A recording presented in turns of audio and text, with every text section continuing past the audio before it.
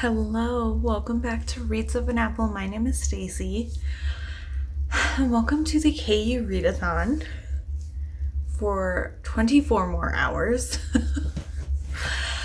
It is currently almost midnight on Saturday night, so yeah, things have been going. As you'll see, I've already finished 2 books. Both of them are audiobooks.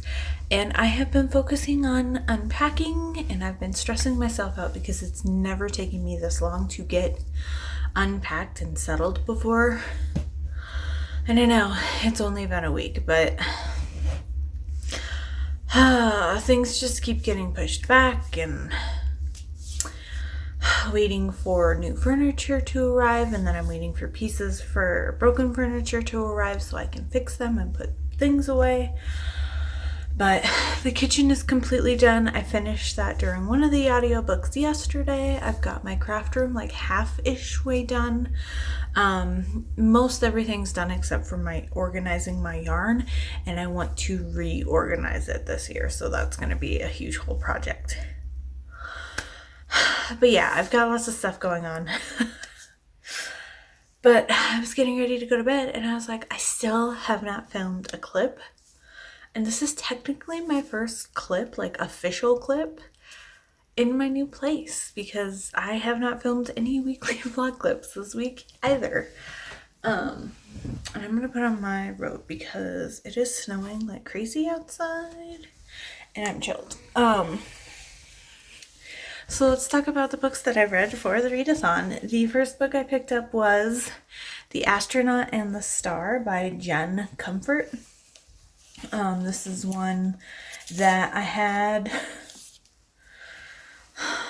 got for free versus the Amazon first reads or whatever they call that. It is available on KU, and it is available on KU with the audio.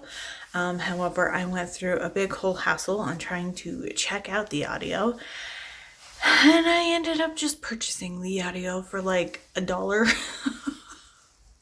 because I had some credits and stuff, because otherwise what I would have had to do is cancel my original order of the book and then recheck it out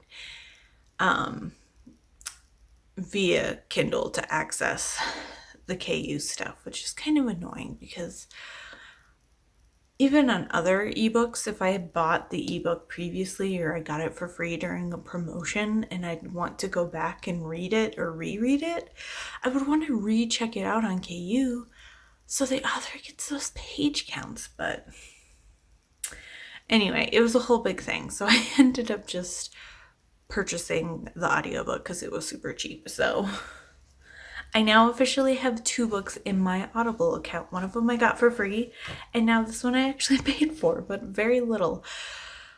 So I'm not a big Audible user. It's just more expensive than I would prefer, but anyway, that's not why we're here. I gave this 4.5 stars. I picked, not only have I had this on my Kindle since it pretty much came out,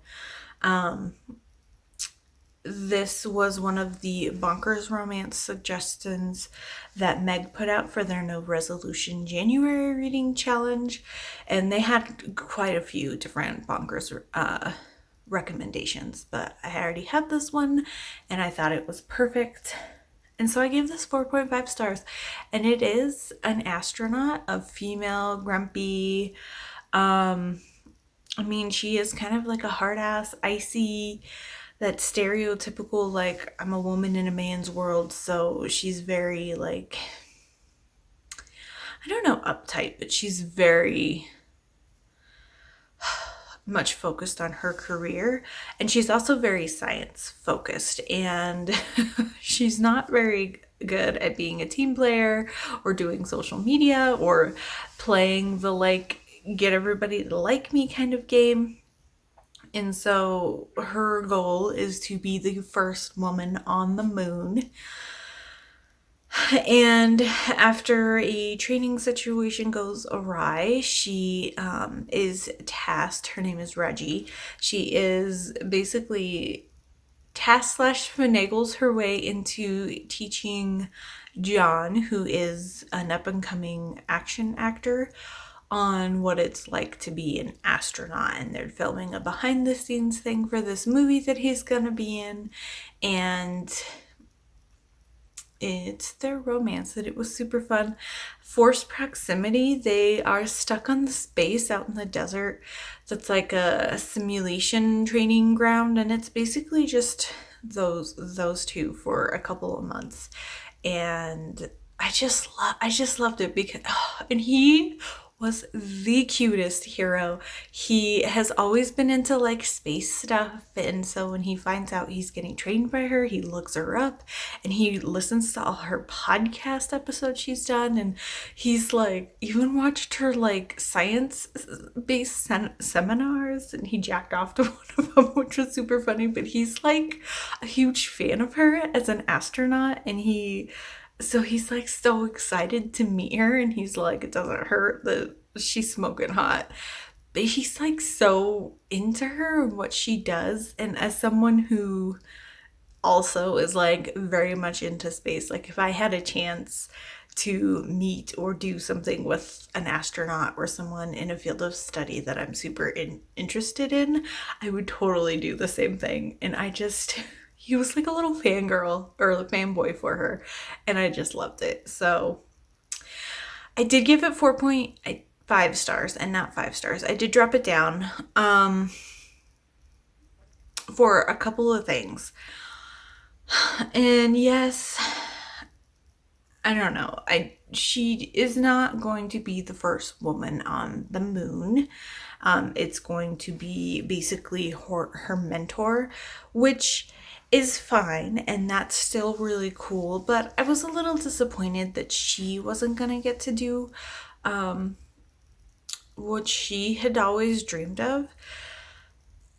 And so it was a little bit disappointing, and I know that's probably more realistic, but I mean, we're reading a fiction, and then there were a couple times that it was a little silly, their relationship, and she was a little too cold-hearted, and he was a little too wackadoo at times, but overall, I had such a fun time, and I laughed so much listening to this. Sometimes it was like laughing at them and not with them, but I thoroughly enjoyed myself, and I can't believe that this is a debut book by her, and I'm even more, like I was already interested in reading her second book, which just came out, because it had, I want to say, Phantom of the Opera vibes or something like that, and I am even more intrigued after reading this and liking it so much. But yeah, I just realized. Welcome to the KU Readathon. The hosts are all linked down below. I did a TBR video, but I wanted to touch base on all that. But I just started talking about the books. So let's go over my bingo board real quick, and then we'll get back to the astronaut and the star. So it's a Build Your Own bingo board. If you're watching this after the fact, it ran, the readathon ran from January 26th to January 29th. And it is hosted by Crystal from Crystal's Bookish Life, Tiffany, who's Neverland Pixie on Instagram, or Tiff Talks Pages on YouTube, Sam from Sam Reads a Little, Melissa from Book Bar, Cheyenne from That Tall Book Girl, That Tall Girl, something like that. Oh my gosh, I'm so sorry, Cheyenne. Every other time I know what it is. And then Jess from Honest Fiction. And I've done a couple of the reading sprints, which are super fun.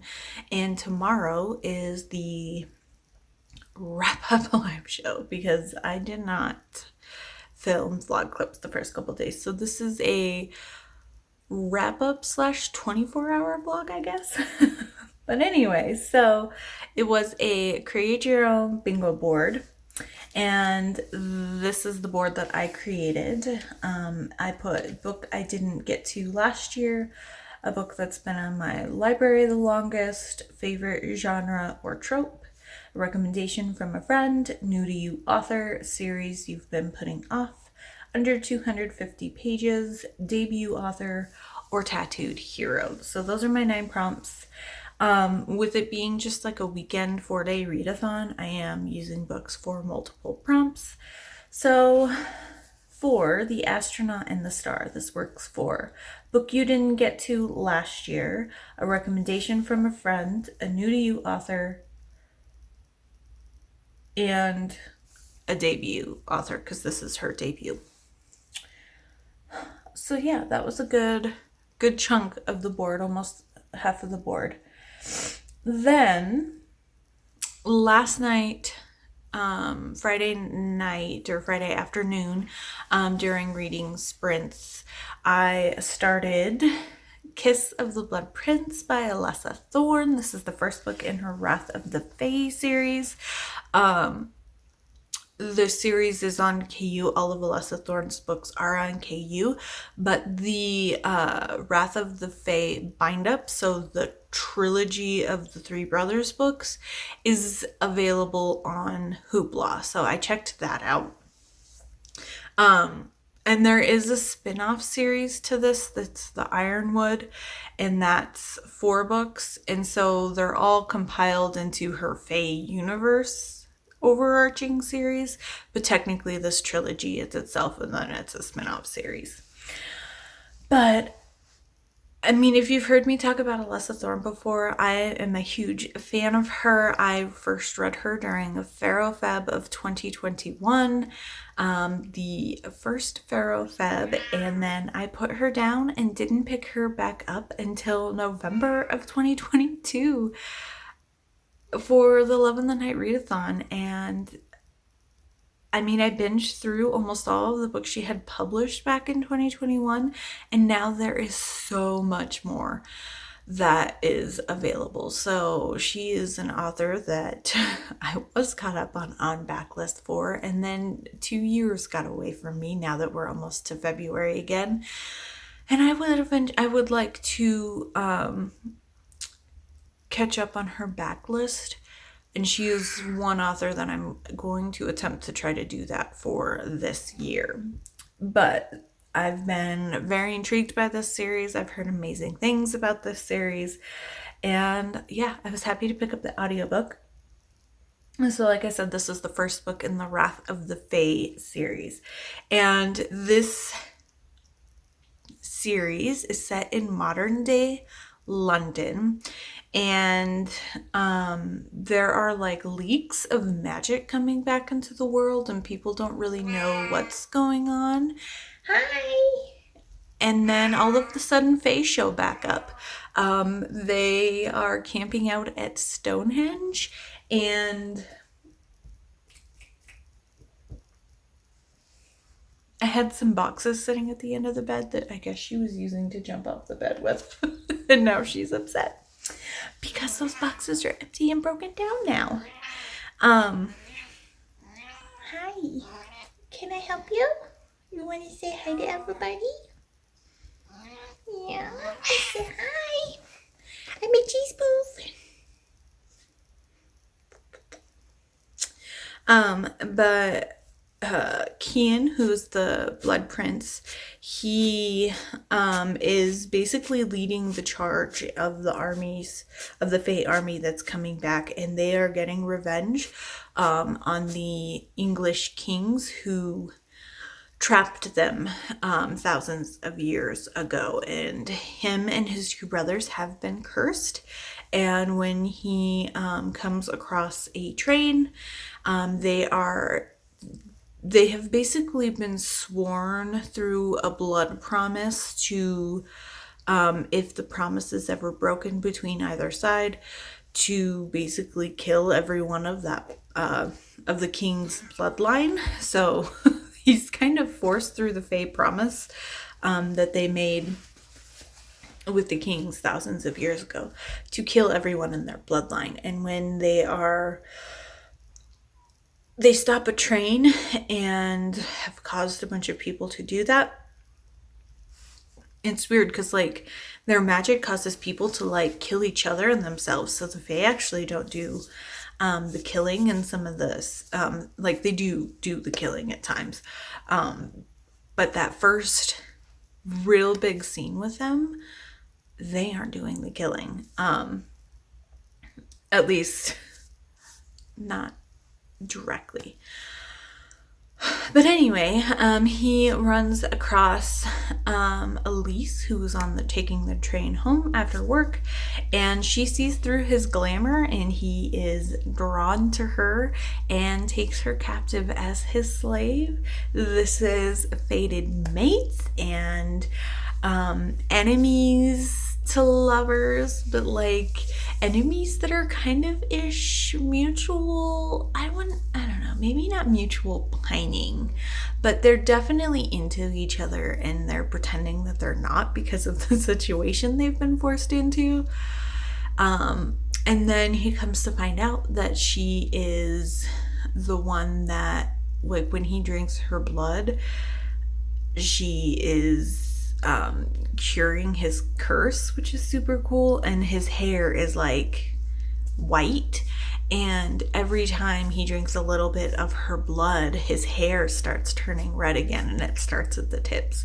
And then by the end, when the curse is fully removed, his hair is like his normal full red color. And so it was super fun.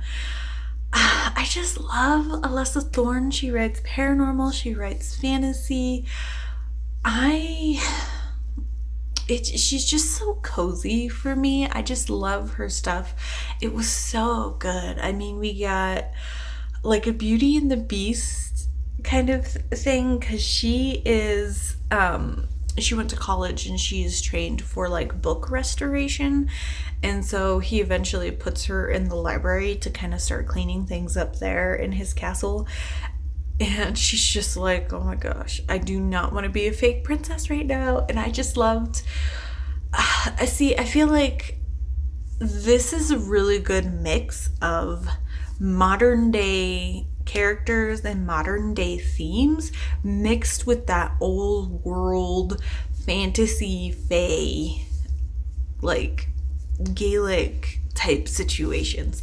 It just is so well done, and the way that it's meshed together is so great, and it doesn't pull me out of the story, which I've had issues with other fantasies that kind of have some modern takes or modern things thrown in.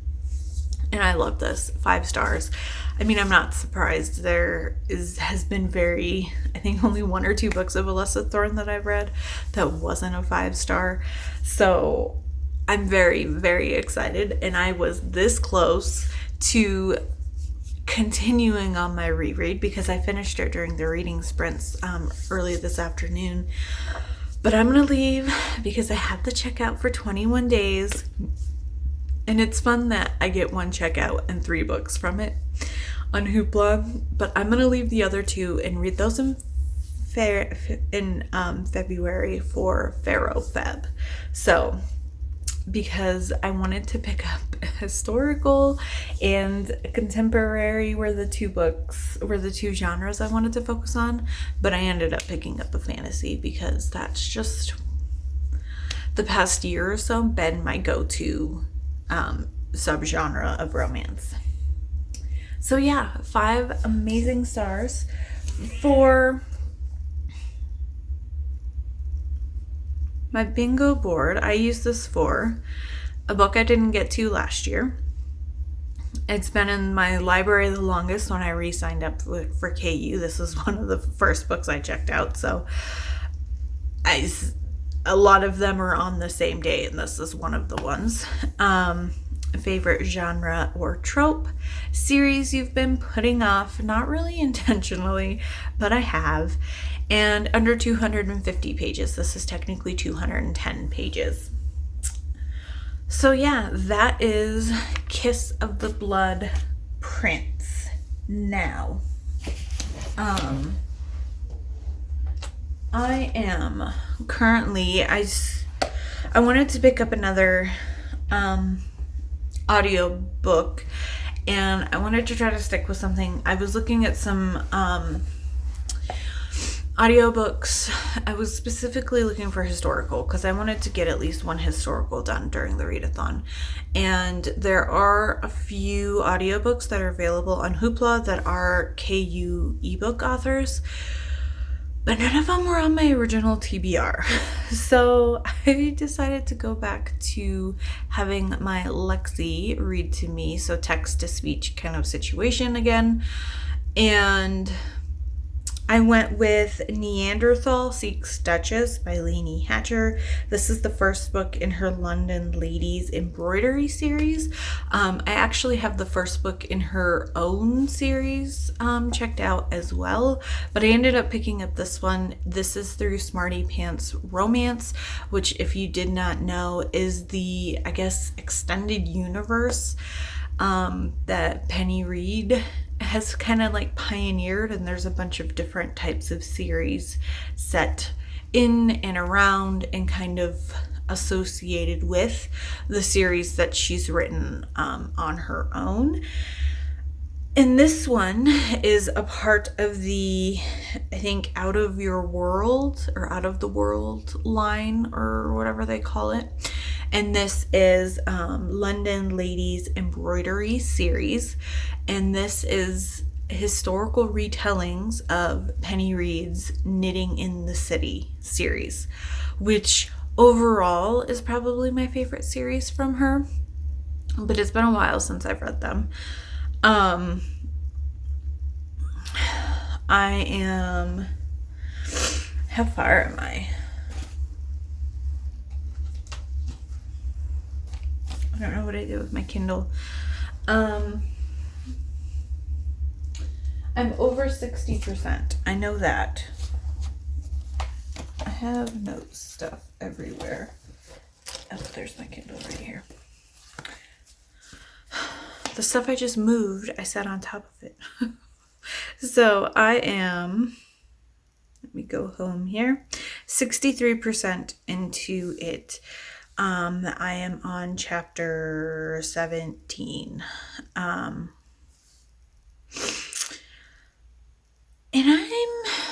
I don't know. I am not sure how I feel about it so far. I think if I was reading this ebook, I would do this as a DNF for now.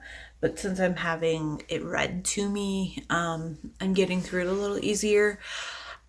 I am one of the people who prefers my historical romances to not be quite as feminism obvious, I guess is the way to say it.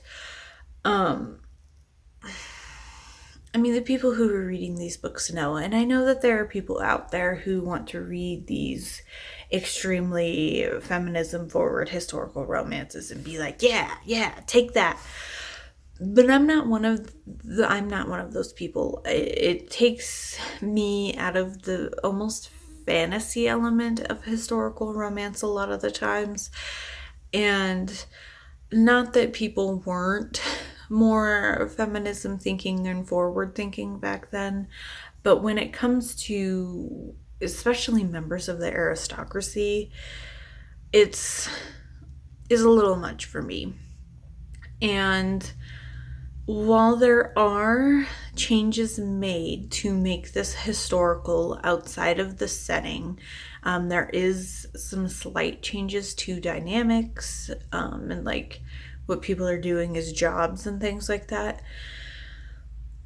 It's a pretty like spot on retelling, and I'm kind of torn because I don't know if, and it's been a while since I've read the first book, and I feel like I loved the hero in the first book, I remember, but I struggled to connect with the heroine. And I feel like she's making some very stupid decisions in this book, and she's actively thinking, oh, I shouldn't be making these decisions, this is a bad decision, and then she makes them anyway. And so it's kind of on the border for TSTL for me. Like, it's not quite crossing the line fully yet, but if she had made a couple of more decisions, she definitely would have crossed the line for me. But I mean, so I don't know if it's the fact that it's too close of a retelling and we're taking a modern day story and turning it historical and not, and it's almost too close to the modern day sensibilities for it, that it's not really giving me the historical vibes that I want, or if it's just that this is the type of historical that she writes. And maybe it's a mix of both. So I definitely am intrigued to read her series that she's doing by herself, not through Smarty Pants, and see how those ones are written.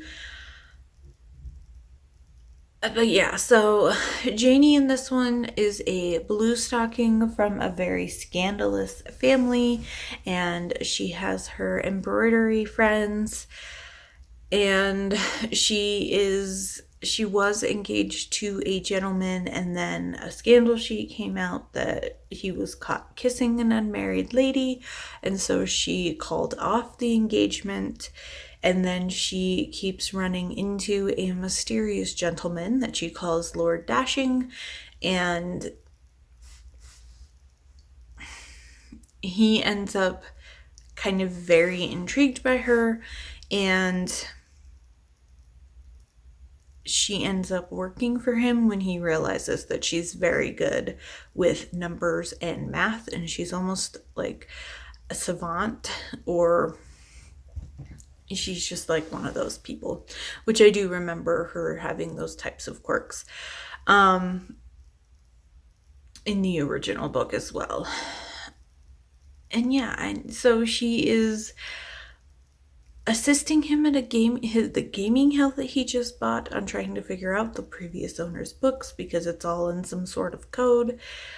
And so we're dealing with that, and then we're dealing with like a weird love triangle, not really, but her former fiance is in it more than I would want, trying to win her back. And I don't know,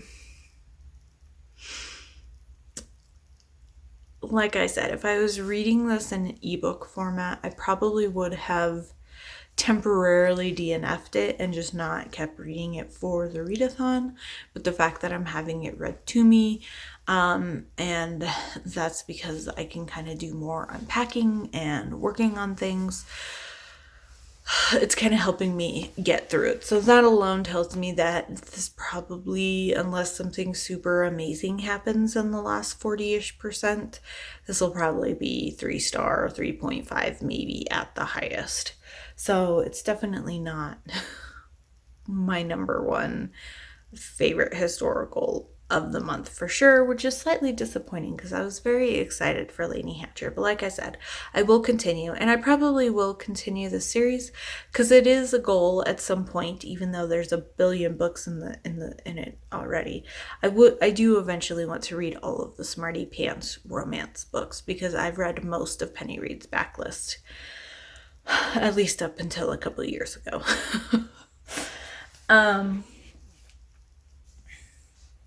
So yeah, I will probably finish that tomorrow, hopefully tomorrow morning. And then tonight, I only have one prompt left on my bingo board that needs to be covered, and that is Tattooed Hero. And even though I told myself I didn't need to read any paranormal romances, that I should try to save them all for February, because I've already read a lot of paranormal this month, there's only really one book that I know that I really, really, really want to read that has a tattooed hero, and that is Tough as Steel by Alessa Thorn. So yes, I'm going back to Alessa Thorn, and this one I'm going to pick up via ebook tonight. Being that it's already almost 12:30 now that I've made this clip, I don't know how far I'm going to get into it, but I was hoping to take more time to like sit and read this weekend. So I think no matter where I am on my packing situation tomorrow, I'm going to give myself the morning to kind of clean things up, and at least to make a space, because Monday, they're delivering my washer and dryer. So I need to make sure that my route is clear to that area, take out some of my billion boxes that I've had on Craigslist as, hey, I've got free boxes that nobody's responded to. So I'm just going to recycle them because I'm done with them in my apartment. But yeah, so I'm going to pick that up. And then hopefully I will be able to finish it tomorrow afternoon. I may or may not be going to American Furniture Warehouse. I asked my boss if she would go with me to kind of help pick out a couch, which I'm very excited for, to have like a real couch again. And then I've got the Crescent City live show and then the Readathon live show tomorrow. So I don't know. We'll see, but Alessa Thorn sucks me in. So it wouldn't surprise me if I'm up way too late tonight reading. Yeah, really? But yeah, I am very excited to start this. So I'm going to stop blabbering at you and I'm going to get in bed, get all cozy with my kitty, and start Toughest Steel. I did not mention this is the second book in her Mercenaries and Magic series, and this is her Paranormal series. The first book is... This isn't Toughest Steel. I keep saying Toughest Steel. Toughest Steel is book 3 that just came out. This book is Sharpest Edge. Yes, Sharpest Edge. Here I am, just saying the wrong thing constantly. Hi! You're back for more attention? Oh, goodness. But so the first book is like dark romance, paranormal, Lara Croft, Tomb Raider. It's so much fun. It's so much fun. I really like this series. And so I'm excited to read more. Like I just mentioned, the third book just came out in January, earlier this month. And the fourth and probably final book in this series, I think, is set to come out in March. She's been doing teasers for it. So Alessa Thorn has a very quick turnaround from when she finishes a book. And I can't tell you how many times she's like, a book is coming out.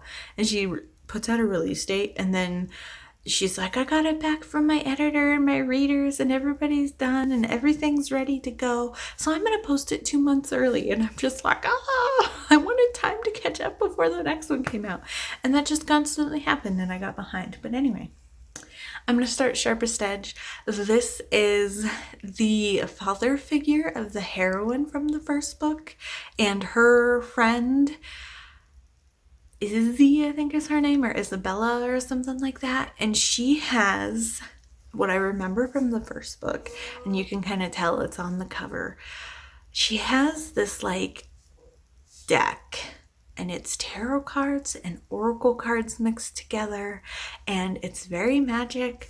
And it's like when she does something with it, like it is a big deal, and you need to be ready, because whatever the cards tell you is what the cards tell you, and there's no getting around it. Like I'm very excited to learn more about that, and we're gonna get an older hero.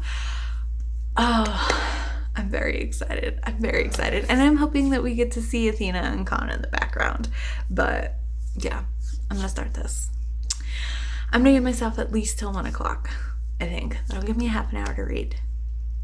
But yeah, so I will try to keep you updated on what's going on.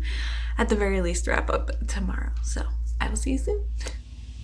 Hello. So it is about 3:30 Sunday afternoon, and I have an update for you. So I have officially finished Neanderthal Seeks Duchess. I think I'm going to give it 2.5 stars.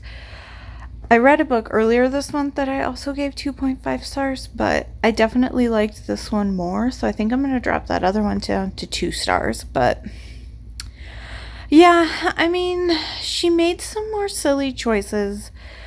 And I was just like she gets so trapped in her head that she just starts wandering. I mean, that's dangerous in modern day, let alone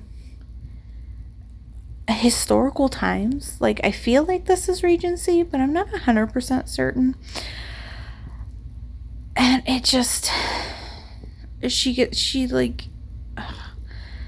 kept finding herself in these situations that she could have very easily not found herself in. And I got kind of frustrated with her.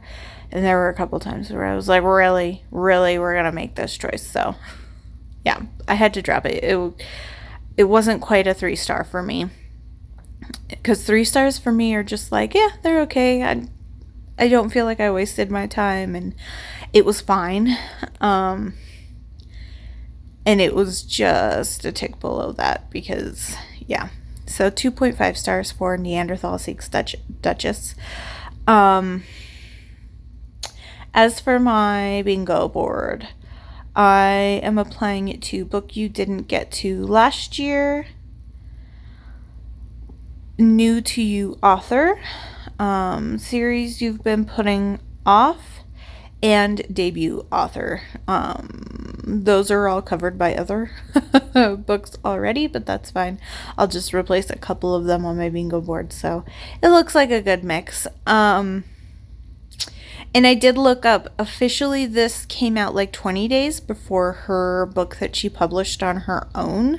So this is technically her debut book, at least publishing wise. I don't know what she wrote first. So yeah, that was kind of a disappointing read. As for Sharpest Edge,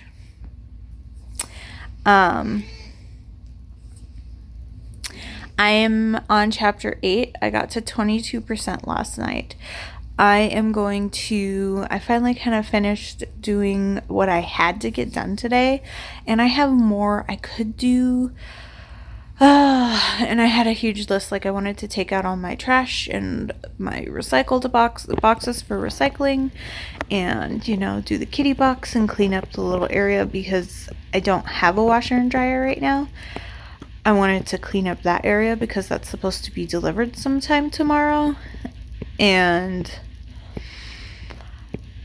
just try to, and get all my Christmas stuff and the other stuff that goes in storage. I have a little storage place that's like a little storage closet on the outside of my apartment. So I wanted to get all of that stuff moved out. And so it's definitely looking better. But I just needed to read. So I'm all curled up. Plus, when I woke up this morning, it was 1 degree outside. And we're at 4, and we have been 4 for most of the day, and it will start going back down. So I am just going to curl up. I have just under an hour until the House of Earth and Blood live show tonight. So I'm going to try to get through as much of Sharpest Edge as I can, but considering I got through 20% last night in like just half an hour, I'm gonna probably try to be to like 60%, but why did I not pick up this book last November when I read the first book in this series? It's so good. So this is Silas, who's like the father figure and like the leader of this little group of mercenaries, and then Isabella, and is a hacker, and she has magic. She is Spanish, I believe. Maybe something South American, but I know she speaks Spanish. She has a little bit of magic, and she has her cards. And how she gets kind of taken into these group of mercenaries is when Silas and Athena are taking out a trafficker. They found her chained in a back bedroom. This is like 5-ish years before present day in this book. And she was basically hired to be a hacker for these traffickers. And instead they just kind of kept her locked up, and instead of paying her for a job well done, they would give her drugs and like forcefully inject her with drugs, and they got her hooked on it. So then that's, she'd do a job, she'd get her laptop, she'd be able to do what she loves, and then they'd shoot her up as a reward. So it's been a long time of recovery, and she still kind of has some issues. She doesn't like to be touched by like anybody in any way. But we've got mutual pining. He's like got salt and pepper. He's starting to get a little bit of salt and pepper. He's starting to go gray. He's got a salt and pepper beard. So Silas is older.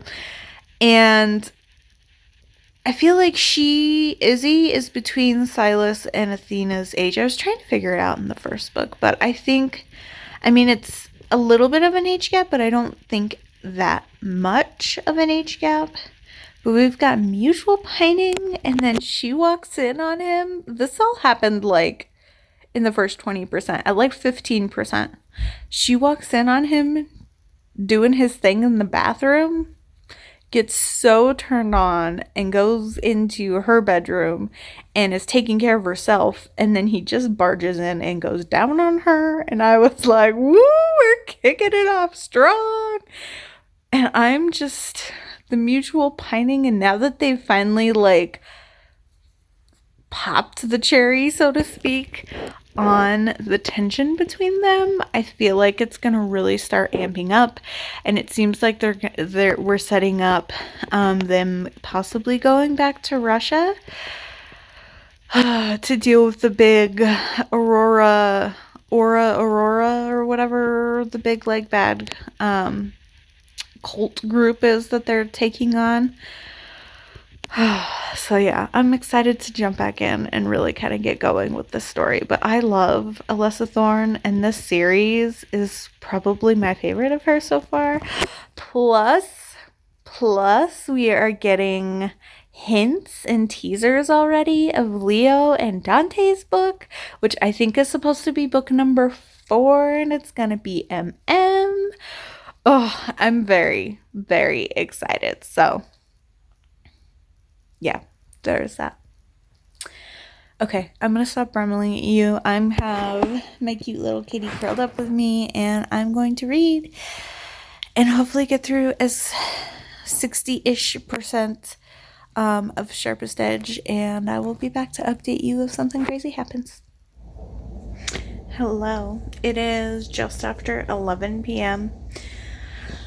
Cheese and I have been curled up. She finally moved over to her bed. She was laying like right here in between like where I normally lay, so I've been like hanging off the side of the bed, but she just got up and moved over to her bed, so that was nice. But she's been super cuddly because it is -degrees outside. Yay, that's fun. But anyway, I finished my final book for the Kindle Unlimited Readathon, and that is Sharpest Edge. 5 stars. 5 freaking amazing stars. And part of me really wants to jump into book 3. Book 3 just came out in earlier this month.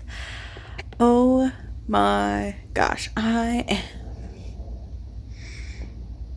Book 3, who the couple is not who I was expecting it to be, and I am so excited to see what's going on. But anyway, this series, if you've read other Alessa Thorns, is definitely more steamy, and I don't know, I just love it. I love my mercenary Lara Croft magic users.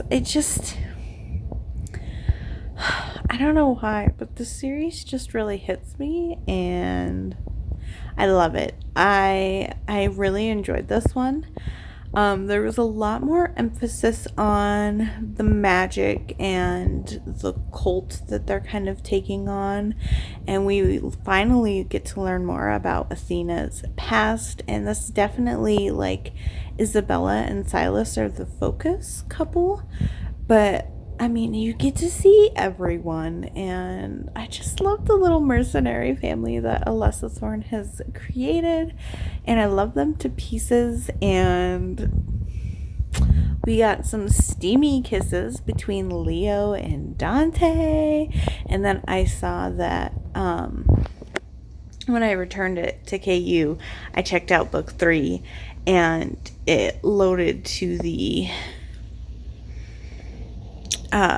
content warning page, and there is a mention of scenes, but I know, so the next book is Julian and Altoon, and they're both older couple, like they're both older, but Julian will sleep with anything with legs, pretty is the way that he's described. He likes men, he likes women, he just likes everybody. So I don't know if it'll be scenes of Julian with another man, or if we're going to get more hints and lead ups to Leo and Dante's book. I just love this family. And oh, we finally get to learn about Leo's past as well. And he is like there's the mafia, and then there's like royalty mercenary families that like even the mafia won't mess with. And he's an assassin from that family. I mean, our little nerdy hacker dude is like one of the most feared assassins from one of the most feared families ever. And I love it. I love it. I love it. I love it. So yeah, 5 stars if you could not tell. So good. So good. I liked her Fae book, but the series just hits for me. So if I was a 6-star rater, this would probably be getting 6 stars. I think I like the first one a little bit more because we got to see more of the like archaeology history stuff, and while there was some of that here because the focus was on Silas and Isabella, that's not their role in the group, so it wasn't as prevalent. So I think I enjoyed the first book a little bit more about that. I also did wish that we saw more of her and her cards and kind of her dealing with her magic. And what's crazy is to see Khan learning and using his magic a lot when he just kind of started to kind of get the hang of it and start to learn about it at the end of the first book. So I don't know how much of a time jump that's going to happen between book 2 and book 3, but I am going to pick it up very soon. At the very least, I want to get it read before March when the 4th book comes out, and then I can just finish the series. But I loved it. It's so good, so good. I'm pretty happy with how the readathon ended. So this officially gave me a blackout because it covered Tattooed Hero, but she's also tattooed, so we have a tattooed heroine as well. Oh my gosh, and the tattoo, she has a tattoo. She's like, I thought it was creepy that I didn't want to get your name tattooed on me. So she has a tattoo of the date and the coordinates of when she met him, when he rescued her. And then he gets a tattoo over his heart that's the date and the coordinates, so the time and the place of when she first said that she loved him. And I was like, I love that. I love that twist on a tattoo. It was really cool. It was really sweet that he got a matching tattoo, but his is a different date and a different set of coordinates. But it also works for a book I didn't get to last year. Favorite trope or genre and series I've been putting off. And once again, I haven't meant to put it off, but it just kind of has happened. But no more putting it off. No more putting off Alessa Thorn. I have learned my lesson the last 2 readathons I've picked her up, that I just need to get caught up, and then I can jump on all her new releases as they come. So stay tuned to my other videos coming up within the next couple months, because I will be reading the next book in the series, and then depending on what's going on. I don't know when exactly the fourth book is due out in March, but I'm probably going to read it as close as I can to release date, and I'm very, very excited for it. But yeah, so 4 books for the readathon, which is not bad. 3 of them ended up being audiobooks, which is okay because I still had a lot of unpacking and moving stuff to deal with. But yeah, so it's late and I need to get this edited. I want to get this up as soon as possible so it's not forever after the readathon that you guys can watch this. But yeah, thank you so much for watching. I hope you enjoyed the readathon as well if you participated. My favorite book was definitely this one.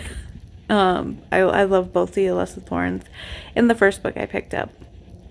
Let me know what your favorite was if you participated, or if you'd just like to leave me an emoji, leave me some sort of like sword or dagger or something in honor of Sharpest Edge. But yeah, otherwise, like, subscribe, all that good stuff, and I will see you all very soon.